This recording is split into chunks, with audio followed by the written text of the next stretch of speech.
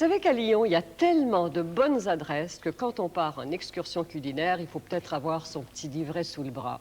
Eh bien, moi, au fil de mes promenades, j'ai découvert un restaurant absolument charmant où la table est excellente. Ça s'appelle chez Guy Gouriot. Et c'est en plein centre de Lyon. Et pour une fois, c'est moi qui amène Michel Grosjean, Oui. qui m'a promené dans tout Lyon. Oui, tout à fait. Guy Gariou, hein, Oui. France. Et vous savez, moi j'hésite, je sais pas quoi prendre dans cette carte. Ah, mais vous en faites pas, moi j'ai commandé le menu déjà. Ah, vous avez commandé? Oui, Ah, oui. bah, écoutez, D'ailleurs, Guy est déjà en train de le préparer pour nous. C'est la soupière de moule en croûte qui est faite avec une fondue de légumes, poireaux, oignons, carottes, ail, un petit peu de zeste d'orange, du pistil de safran, un peu d'huile d'olive, un petit peu d'eau et à feu doux avec un couvercle. Alors, qu'est-ce que vous en dites? Bah, je trouve que c'est très bien. Ah, Hein. on a bien choisi. Donc on fait cuire ça pendant 5 minutes. Après, on y rajoute la cuisson des moules que l'on a ouvert préalablement. On y met autant de crème. On fait cuire pendant environ 20 minutes et on laisse faire. Une fois que c'est cuit, on laisse refroidir. On met donc cette soupe dans une soupière que voilà. Oui. Après, on prend un pâton de feuilletage qu'on achète surgelé même dans des magasins spécialisés. On fait une abaisse d'environ 2 mm d'épaisseur. On taille avec une petite assiette? On taille avec une petite assiette. Là, moi, j'ai taillé qu'un importe-pièce, mais avec une petite assiette, ça va très bien.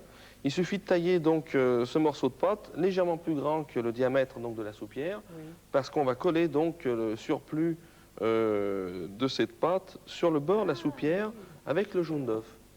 C'est ce qui va permettre donc à cette pâte de tenir pendant la cuisson par la température. Et donc, avec la vapeur qui va se dégager de l'intérieur par la chauffe donc, de la soupière, ça va faire un dôme, ça va gonfler. Et normalement, elle s'envole toute seule et elle va jusqu'à notre table, c'est comme ça? Non, c'est pas une montgolfière. J'ai encore pas vu. Ah, non, moi, ce que mais- je trouve quand même extraordinaire, France, Oui. c'est qu'en règle générale, quand les chefs disent on laisse faire, ça va très vite. Oui. Moi, j'ai testé dernièrement une des recettes de chez Orsi, et je peux vous dire que la pomme au caramel, on rajoute un peu de beurre, un peu de sucre, c'est extraordinaire, mais je m'ai surpris à 3 fois quand même en réussir mon caramel. Et pourtant, c'était simple. C'est peut-être 20 fois sur le métier, hein, mais on y arrivera. Alors là, qu'est-ce qu'il vous reste à faire? Alors voilà, maintenant, donc je prends mon pinceau, le jaune d'œuf, que je touille uniquement le jaune d'œuf, hein, Ah bon? parce qu'il faut que ça colle bien. Et si on laissait le jaune et le blanc, Ça collerait pas. ça risquerait d'être un petit peu délicat. Alors donc, pour ne pas prendre de risque, on prend uniquement le jaune. Bon, et avec le blanc, on fait des meringues. Voilà, avec le blanc, vous pouvez faire de la meringue. Donc, vous voyez, on met juste le tour, puisque l'intérieur ne nous intéresse pas. On fait le tour comme ça. Oui. Après, donc, on prend cette abaisse. On, On la met comme ça, bien au milieu. oui. Et puis, délicatement, On appuie. sans trop écraser le feuilletage, hein, pour pas que ça fasse une coupure donc sur le bord de la soupière. Voilà. Alors maintenant, bien sûr, pour faire une petite dorure, une petite coloration, pour que ce soit bien doré, on met cette dorure. On peut faire un tout petit dessin, si vous voulez, pour le dessus, en faisant bien délicatement, Pour la présentation. pour la présentation. Ce que je Voilà. vous propose, Guy, voilà, c'est de laisser quelques secondes pour qu'on puisse l'admirer, cette petite fleur. Voilà, et donc plus qu'à mettre au Plus four. qu'à mettre au four. Alors allons-y, comme ça on y pourra va. goûter. Un four peu. qui est chauffe à combien à peu près? 220 degrés, Pendant combien de temps? 20 minutes. 20 minutes. Un quart d'heure à 20 minutes. Moi, ce que je vous Alors, propose, France, c'est de découvrir tout de suite le restaurant. Oui, parce que de moi Guy j'ai vu Gariou. que l'extérieur. Alors on va entrer chez vous À comme ça l'intérieur, oui. pour voir votre décor qu'on m'a dit un peu rustique. Oui, qui est un peu rustique. Oui. Il est en deux parties. Ah ben, Alors là, c'est pas le restaurant de Guy Gariou, C'est la hein, place C'est la rassurez-vous. Superbe. place des terreaux. C'est la place des terreaux, une des grandes places de Lyon, là où se trouve l'hôtel de ville et cette énorme et sculpture notre, et qu'on notre a maire. Voilà, c'est pas le maire de Lyon, non, non, mais voilà le restaurant Ah, Guy Gariou. voilà. La façade du restaurant, donc, qui se trouve dans une toute petite rue, mais très bien placée à Lyon, puisque c'est vraiment dans le centre de Le Lyon, centre de Lyon, oui. Oui. à côté de la rue piétonne, Le rue de la centre. République. Et c'est le centre gastronomique aussi. Alors là, c'est un caveau. Oui. Enfin, c'était un caveau qu'on utilise pour les grandes réceptions. Et en cuisine, vous avez combien de personnes? On est 6, en me comptant. Bon, donc ça, Bah c'est la oui. salle qui est un peu rustique, avec le plafond à la française, des pierres apparentes. Et vous faites combien de couverts? On fait environ 40-50 couverts par service. Le plateau des desserts. On a un chariot de dessert, oui, où selon les saisons, on change donc régulièrement. Et les fromages. Et le plateau de fromage, oui, qu'on finit d'affiner chez nous. La soupe aux moules est déjà prête? Ça y est, c'est Hein? prêt. Oui, le temps de faire une visite chez vous et puis on revient, Regardez. c'est prêt. Oh, c'est beau! Est-ce que c'est pas sympa ça? C'est beau. Attendez, ouais, je vais vous servir ça. Alors là, Et vous allez voir, donc tout l'arôme de cette soupe de moule est resté enfermé et emprisonné donc par la croûte. Et quand vous allez piquer donc avec votre cuillère il va cette y croûte, avoir des il va y avoir vapeurs. toutes les vapeurs là qui vont se mélanger. Alors la croûte a gonflé, elle est dorée, elle Ouais. est superbe. Voilà. La fleur s'est Ah, développée. oui, elle se C'est voit presque bien, là. dommage de donner un coup de Oui, couteau. oui. Bon, bah écoutez, on peut Et les ça doit mettre être de très côté, chaud, Mais hein. on va faire preuve de courage et puis on va le faire quand Voilà. même. hein. Guy Gariou, je suis en train de regarder votre menu. Hein. Oui. Donc cette soupière de moule en croûte parfumée au safran, c'est superbe. Alors on continue par quoi là Alors Parce que moi, je maintenant, ne sais Nous toujours avions pas. prévu, Guy. Un pavé de loup, Oui. Braisé aux petits légumes. braisé aux petits légumes, Jus au Avec une porto. avec touche un de- jus, Jus au porto. avec touche un de jus au porto. Voilà. Alors, donc, Je vais Alors, on peut-être attaque, récupérer quand même cette soupe. Ah, je bah je oui, voudrais tiens, surtout peut-être, pas qu'elle gêne la suite du. Oui. non, puis La elle risquerait suite de du- refroidir. Guy, hein, on ce serait attaque dommage. avec la cuillère. je Avec la pense, hein. cuillère, hein. On perce. Vous percez la croûte, C'est vrai que c'est dommage. hein. et puis je vous laisse continuer là. Tout Oui, à oui, fait. oui, Et oui. vous, pendant ce temps-là, eh bien, Bon. vous pouvez attaquer ce loup. Alors donc le loup, C'est vrai que les. vous le demandez donc à votre poissonnier. Vous lui demandez, comme c'est un gentil poissonnier, qui vous l'écaille, qui vous le vide, et puis même vous pouvez lui demander qu'il vous lève le filet.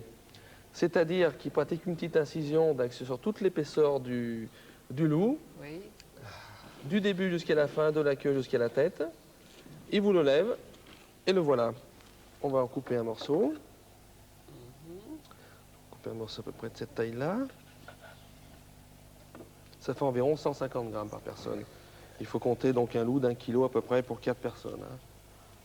Alors, donc, après, on va prendre une poêle. Sur un feu assez vif, on va mettre un peu d'huile d'olive. On va saler le morceau de poisson. Guy Gariou, pendant ce temps-là, on attaque, nous, un domaine l'ami Pillot. Oui. C'est un chassin de Montrachet, Côte d'Or. Saint-Aubin. Saint-Aubin. Saint-Aubin. C'est un Saint-Aubin. Alors, quelle est la particularité de ce vin-là? C'est un cousin du morceau. Oh. Et oui, oui, c'est un très bon vin. En plus, c'est Un une peu très moins bonne cher, année. j'espère.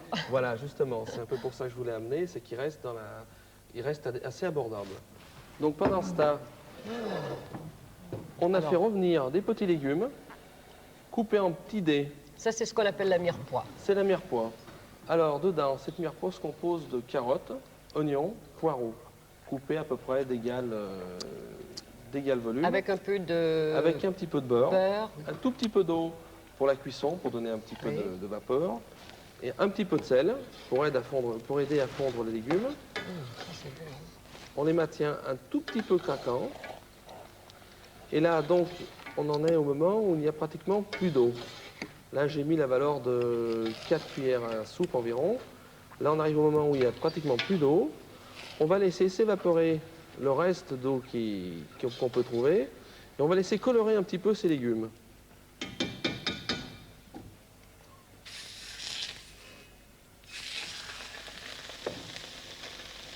Donc voilà, on laisse ça comme ça. Là, c'est assez chaud. C'était de l'huile d'olive. C'est de l'huile d'olive uniquement. hein. Là, donc, maintenant, on va s'occuper du jus au porto. Alors, pour le jus au porto, on va prendre de la glace de viande. Mais de la glace de viande, ça peut se faire avec quelques parures de veau. Parures de veau, des nerfs qu'on demande au boucher, qu'on fait revenir dans une poêle, qu'on mouille avec un petit peu de vin blanc, un petit peu d'eau. On met un tout petit peu de bouillon de poule dedans et on fait cuire ça pendant une petite heure et on fait réduire fortement. Une fois que c'est réduit, on se retrouve avec ça. Donc on prend... Ça a une belle couleur. Est-ce qu'on peut employer un fond brun? Oui, oui, oui, oui. Pas de problème. hein. Donc on prend ça, cette glace, on la met dans la casserole.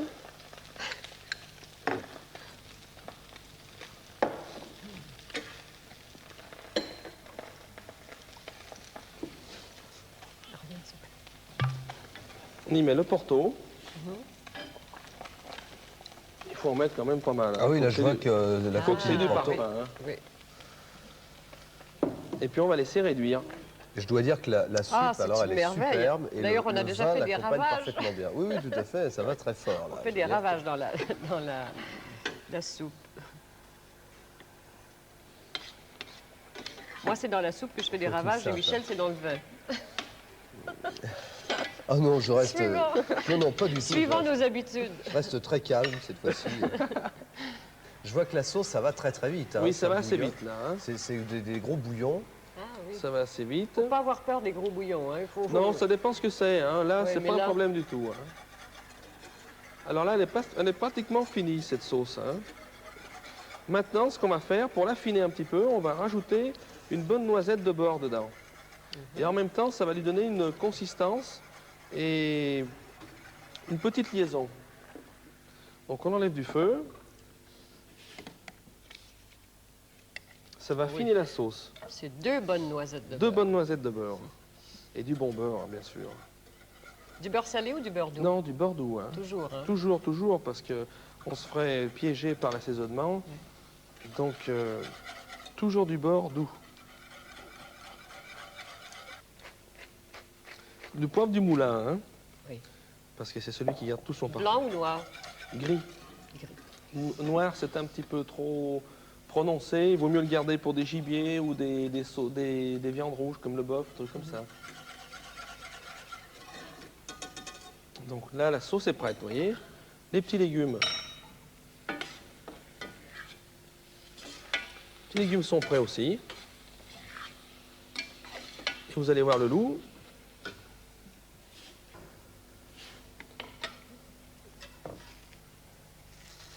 Regardez cette croûte qui s'est faite. Vous voyez? Ah oui. Donc tout le gras du poisson qui se trouve sous la peau a fondu. On va la montrer aux caméras. Hein, et ça fait une croûte. Alors remontrez-nous ça, là. Montrez-nous cette croûte un peu. Alors cette croûte,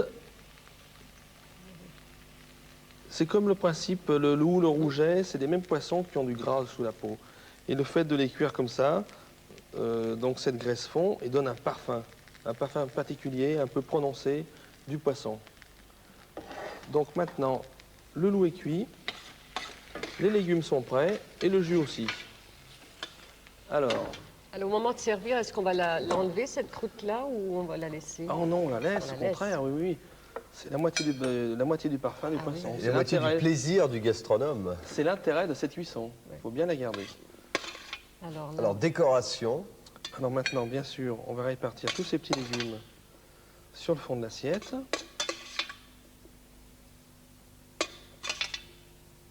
petits légumes qui doivent pas être trop cuits. Hein.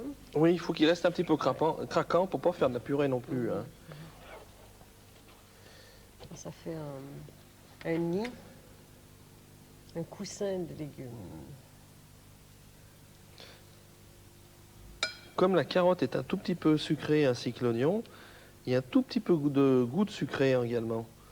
Donc il va très bien aller avec la sauce qui est avec le porto.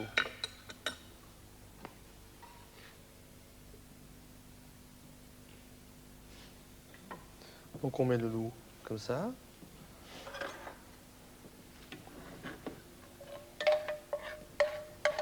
Donc on va napper un tout petit peu le poisson. Elle a une belle couleur, cette sauce. Oui. Et puis c'est une recette qui change un petit peu de la crème qu'on utilise Oui. souvent pour le poisson, quoi. Donc là, on peut y mettre un petit peu de petits pois La décoration. pour la décoration, hein, pour faire un petit peu des contrastes de couleurs. Là, c'est de la trompette de mort. Donc, on peut... Trompette de mort, La c'est trompette de mort. Vous la une variété présentez de telle champignons. quelle. C'est un champignon des bois. Guy Gariou, vous la présentez telle quelle. Vous ne faites pas réchauffer les petits pois, vous ne faites pas réchauffer... Non, c'est-à-dire que là, au moment de servir, on met donc la décoration et on fait chauffer un tout petit peu le poisson et l'assiette à la salamandre. C'est un appareil que nous avons et qui nous permet justement de pouvoir donner un tout petit coup de chauffe au dernier moment. Et si on n'a pas ça, qu'est-ce qu'on fait? Vous mettez un tout petit coup dans le four. Oui. C'est pas un problème. Alors un four très, très doux? Oui ou non, parce Non? que non, un four chaud, mais vous le mettez 3-4 secondes, ça suffit. Hein.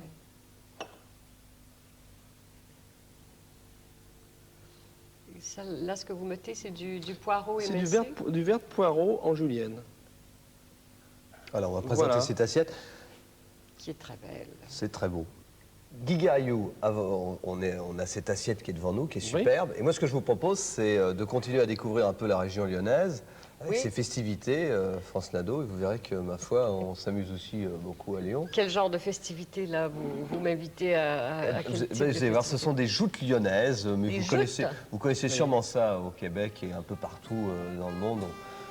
Vous voyez, donc il y a les trompettes, il y a les canatiers, c'est la fête, et on fait la fête au bord de l'eau. Ah ben oui, parce qu'ici, c'est normal, vous êtes entouré d'eau.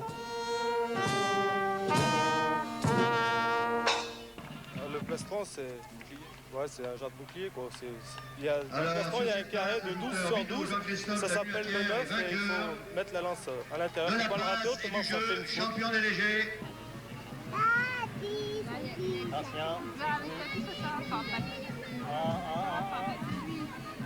Il travaille ou pas.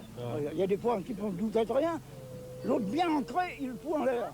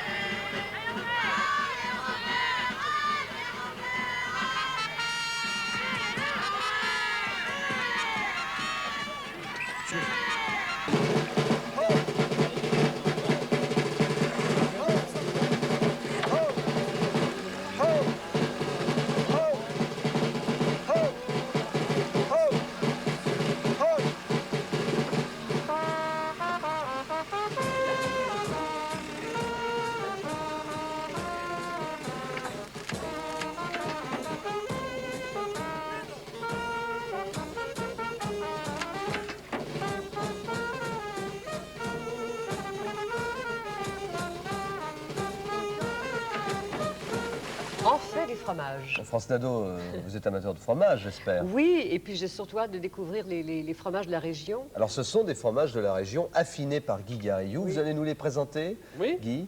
Alors, donc, ici, nous avons le fameux Saint-Marcelin. Regardez là, qui est pratiquement en train d'éclater, qui est coulant. Ça, c'est... Alors, le c'est, Saint-Marcelin, c'est de la montrez-le nous vache, du hein. doigt. Là, C'est celui-là, là. Hein. Voilà, donc le Saint-Marcelin. Ça, c'est très lyonnais, hein? Ça, c'est typiquement de la région lyonnaise. Hein. Ensuite, C'est un fromage de vache. oui. Nous avons le Saint-Félicien, qui est également un fromage de vache. Nous avons la rigotte de Crémieux, qui est toujours de la vache. Et ici, nous avons le picodon fermier, donc qui est de la Drôme et qui est de la chèvre.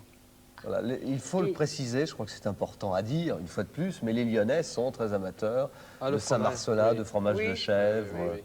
C'est des fromages qu'on trouve très souvent sur les plateaux dans la région ici. Oui. Enfin, le Saint-Marcelin y est à tous les coups, de toute façon. Ah ouais. hein. Puis vous avez des façons d'apprêter les fromages aussi qui est un peu particulière. Oui, j'ai une façon un petit peu personnelle Oui. d'apprêter de la bûche Saint-Maur, donc un chèvre, qui est un fromage assez gras. Je le mets sur un pain de campagne, vous voyez, avec un petit peu d'huile d'olive, un tout petit peu frotté à l'ail. Montrez-nous ça. Regardez, voilà. Je le mets donc au four avec un tout petit peu de fleur de thym et un tout petit peu de laurier haché très finement, Oui. un tout petit peu d'huile d'olive. On fait Et la je même chose sers- avec du chavignol, c'est ça? Oui, Et vous le servez avec une salade. et je le sers avec une salade, un petit peu Oui. assaisonnée avec une vinaigrette normale, un tout petit peu d'huile d'olive également, pas trop parce que ce serait trop fort. On peut le faire avec d'autres fromages. On peut le faire avec Oui. d'autres fromages, il y en a qui le font avec du crottin, mais je préfère un petit peu celui-là parce qu'il n'est pas trop piquant, il est assez doux. C'est un fromage gras qui va très bien pour ça. Et Regardez, il il y a- a bien coulé. Il n'y a pas de fromage sans pain. Et il n'y a pas de fromage sans Alors là, pain. écoutez, France Nadeau, vous me surprenez, parce que comment avez-vous pu Deviné ça. Ouais, deviné ça, parce que vraiment, on est mal entouré là au niveau du pain. Hein. Luc Manot, donc, est avec nous. C'est un boulanger de la région lyonnaise. Un boulanger très, très particulier. Vous nous avez apporté des pains que moi, j'ai jamais vus nulle part ailleurs. Ce sont, oui, effectivement, ce sont des pains, disons, de tradition. Voilà, ce sont des... Ici, j'ai du vieux levain, ici. Donc ici, il y a un pain moins traditionnel, mais c'est un vieux levain aux algues. Aux algues. Aux algues, oui, Mais oui. il est pas L'algue est utilisée de tout temps, et donc elle revient sur nos tables maintenant. Est-ce qu'il est vert à l'intérieur? Il est vert, effectivement, Ah oui. à l'intérieur. Alors, il y a juste la baguette à côté, vous savez, Donc- il manque plus que le béret et le camembert habituellement, parce que le français, on le compare. Oui, mais c'est encore votre baguette, elle n'est pas comme celle qu'on voit habituellement. Non, ce sont des baguettes, disons, encore baguettes à l'ancienne, sur levain également. Donc c'est encore assez particulier. Oui. Qu'est-ce qu'il y a d'autre? Je pense qu'ici, il y a un complet biologique, avec vraiment l'appellation complet biologique, n'est-ce pas? Il y a un 5 céréales. Ici, qui se cache, un broyé meule. Donc un pain dont la farine est encore broyée à la meule. Ah. Ça se perd, la Oui, tradition. oui, oui. Alors, vous employez des farines différentes. Beaucoup de farines Oui. différentes. Alors, il faut Et quand puis même. au milieu, là, les petits pains, qu'est-ce que c'est? Ce sont des petits pains au sel, vieux levain au sel. C'est original. Ça m'a été demandé. Je les ai faits. Je vous ai apporté. Ah, vous faites des essais comme ça avec différentes sortes de farines et... Je fais des... Oui, mais c'est très dur parce que les farines ne sont plus ce qu'elles étaient avant. Moi, j'ai goûté un pain aux noix et je crois que vous en êtes l'auteur. Oui, j'en suis l'auteur, mais je ne l'ai pas apporté parce que je n'en avais plus. Non, mais puisque j'en ai mangé de toute façon. Alors, France Nadeau, Oui. le pain, le fromage, mais le vin aussi. Et le vin aussi, Alors, Kigariou, c'est un trio. est-ce qu'il est difficile, parce que là, on a un vin superbe, hein, on va le montrer à l'image, c'est donc un Centenay Clos de la Gomme, donc ça, c'est un Premier cru. premier cru Bourgogne. Côte de Beaune. Voilà. Est-ce qu'il est difficile d'accorder le Saint-Marcelin avec un vin? Je crois que c'est pas évident. Le Saint-Marcelin est un Le fromage difficile. Saint-Marcelin est un fromage difficile, oui. Ça dépend des goûts, mais je pense pas idiot le fait de boire du vin blanc avec ce fromage. Ah bon? Oui. Le rouge va très bien aussi, mais il ne faut pas faire des gros yeux quand on vous dit le Saint-Marcelin ou même d'autres fromages peuvent se boire avec du blanc. Je suis tout à fait de cet avis. Ben, nous, on va le boire avec du rouge puisque mais ça va on très a bien cette aussi. magnifique bouteille. Alors, pendant qu'on attaque les fromages, j'ai puis le dessert quand même. Oui, on va attaquer Oui. on va attaquer le dessert. Alors, je vous ai préparé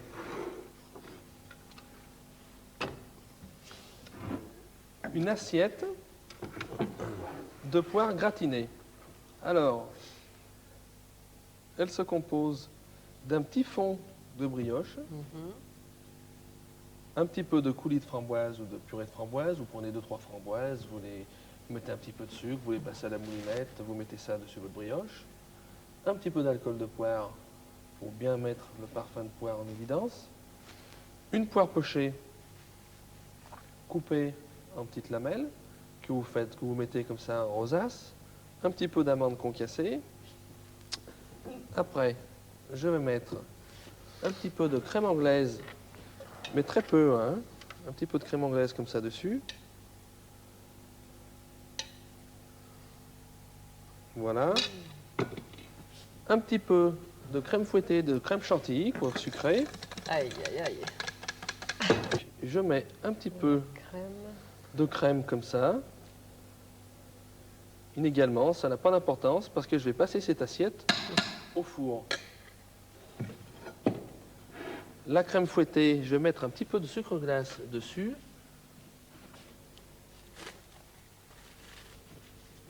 Au contact de la chaleur, la crème fouettée va fondre et il va donner une coloration avec le sucre. Voilà, on met ça au four. La crème fouettée au four. Et ça va faire la coloration, va donner un petit goût de caramel.